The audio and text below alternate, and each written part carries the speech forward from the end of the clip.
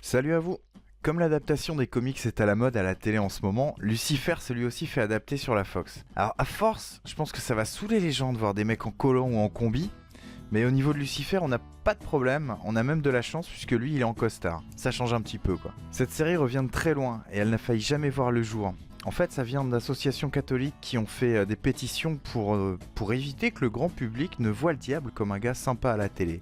Donc il faut quand même faire la part des choses, quoi. Hein. D'un côté, il y a la télé, d'un autre côté, il y a la réalité. Moi, personnellement, quand je regarde quelque chose, que ce soit un film, une émission, ça m'arrive de temps en temps, ou des séries télé, ça m'arrive énormément, c'est plutôt pour me divertir. On a de la chance parce que la Fox a quand même tenté le coup, et honnêtement, elle a eu raison. Hein. Mais sérieusement, vu la gueule du pitch, c'était pas forcément gagné. Hein. Le pitch, ça donne ça en gros, quoi. Le diable, lassé de s'occuper de l'enfer, décide de prendre des vacances et de prendre du bon temps à Los Angeles. Alors avec un pitch de série triple Z et des catholiques fanatiques ne voulant pas que Lucifer voit le jour, la Fox a quand même eu des grosses baloches de lancer la série. Sérieusement, ils ont eu du courage, quoi. Bon, en tout cas, ils ont bien fait d'écouter leur instinct, parce que c'est vraiment une série qui est divertissante, et elle se suit vraiment très facilement. Fraîchement arrivé sur Terre, Lucifer est devenu patron de club, le club qui s'appelle le Luxe. Donc il est bien installé dans la cité des anges, il profite pleinement des plaisirs terrestres, et avec lui il a sorti des enfers une fidèle alliée, le démon Mazikeen, Maze pour les intimes. Les vacances de Lucifer se passent super bien et tout, c'est vraiment la fête pour lui, ça lui change un petit peu de torturer les gens, ça change un petit peu de l'ambiance des enfers. Quoique, pour l'instant je sais pas à quoi ça ressemble, et je compte pas non plus savoir à quoi ça ressemble l'enfer. C'est déjà la merde sur Terre des fois, donc bon, on va dire on est bien là où on est. Tout se passe vraiment bien pour lui, jusqu'à ce qu'une de ses connaissances soit assassinée sous ses yeux, et juste devant son club.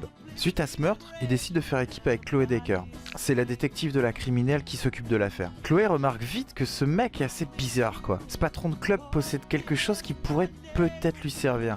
En gros, il possède un don qui va peut-être lui permettre de progresser pour résoudre l'affaire. Et l'alchimie qui se crée entre Chloé et lui, le fascine. Lucifer est vraiment, on va pas dire attiré, ça serait un petit peu abusé, c'est quand même le diable quoi.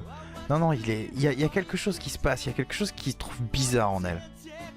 Lucifer possède des pouvoirs sur les mortels qui lui donnent certains avantages. Il a par exemple le pouvoir de faire avouer leurs pensées les plus profondes aux humains. Mais pour Lucifer, Chloé reste toujours un mystère.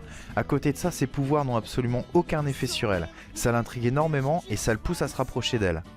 Alors d'un côté, on se retrouve avec Lucifer qui veut en savoir plus sur cette flic, et d'un autre côté, on voit Chloé qui veut prendre Lucifer avec elle pour pouvoir avoir un petit peu plus d'avantages sur ses enquêtes, interroger les témoins, etc. Donc on a une sorte d'intérêt commun entre les deux quoi. Le duo d'enquêteurs est donc formé et prêt à affronter la noirceur de l'humanité qui peuple ce monde.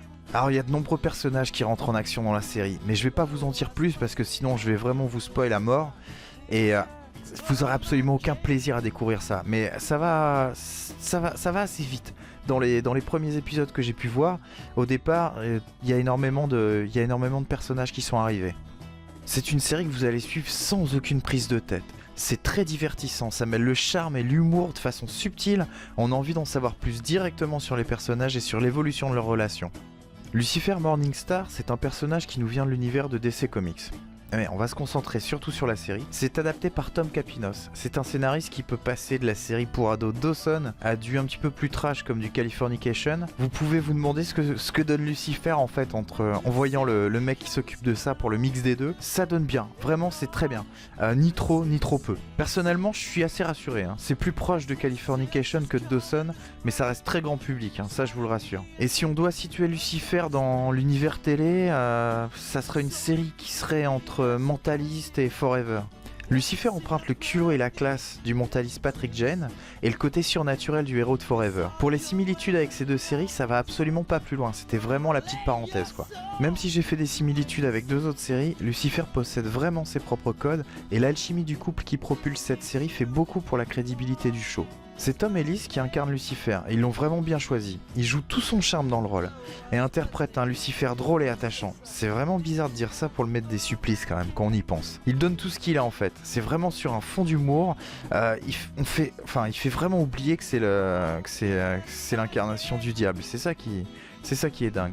Et c'est ça aussi qui plaisait pas aux associations catholiques au départ. Et c'est Lauren German qui occupe le premier rôle féminin de la série, elle y incarne Chloé Decker, la détective de la criminelle de LA. Elle rayonne vraiment dans ce personnage de flic qui veut qu'on la remarque pour son travail et pas pour son physique. Alors si son visage vous dit quelque chose, oui, vous l'avez déjà vu. Enfin en tout cas si vous êtes amateur d'horreur et de gore. Elle jouait le personnage de Bess Non, pas dans The Walking Dead, je vais pas parler de Bess à chaque fois que je vais faire une vidéo non plus. Elle jouait Bess dans le film Hostel 2.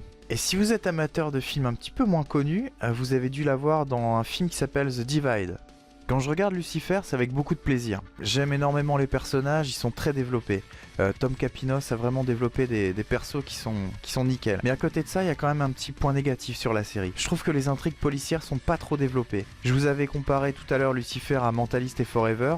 Et à côté de ça, Mentalist et Forever ont des intrigues policières bien plus développées, bien plus intéressantes. Sur Lucifer, c'est très facile de découvrir qui a fait quoi. C'est ça qui me gêne un petit peu. Donc le créateur de la série, enfin l'adaptateur de la série plutôt, Tom Capinos, qui avait l'habitude de travailler sur Dawson et sur Californication, qui sont deux séries qui n'ont rien à voir entre elles, mais qui ont quand même un point commun. Ce sont des personnages assez, on va dire profonds, ouais, on va plutôt dire assez travaillés. Ça correspond à ça. Lucifer, c'est une série avec des personnages qui sont assez travaillés, qui ont des choses à dire et qui ont des choses à penser aussi. Mais au niveau de l'intrigue policière, s'ils font pas quelque chose d'un petit peu plus complexe, ça risquerait de lasser les gens. C'est ça qui est dommage. Sinon, je vous dis, c'est une série que je suis et que j'adore suivre, pour le moment.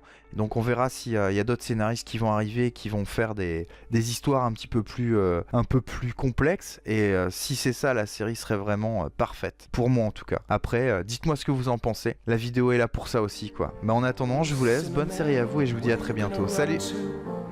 Cinnamon, where you gonna run to? Where you gonna run to?